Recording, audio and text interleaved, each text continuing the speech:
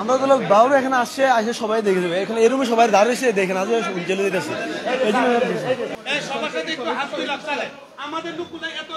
দর্শক আমরা দেখছি যে জুলাই আন্দোলনে যারা আহত হয়েছেন তাদের কিন্তু খোঁজ খবর নিচ্ছেন। জাতীয় চক্ষু বিজ্ঞান ও ইনস্টিটিউট হাসপাতালে কিন্তু বিএনপির এই কেন্দ্রীয় নেতা এবং সাবেক স্বরাষ্ট্র প্রতিমন্ত্রী লুৎফুজ্জামান বাবর তিনি কিন্তু এই হাসপাতালে জুলাই আন্দোলনে যে ছাত্র জনতা আহত হয়েছিলেন এবং তারা যে এই হাসপাতালে চিকিৎসাধীন অবস্থায় রয়েছে তাদের এই খোঁজ খবর নেওয়ার জন্য এবং তাদের জন্য ঈদ উপহার নিয়ে কিন্তু এই হাসপাতালে তারা এসেছেন।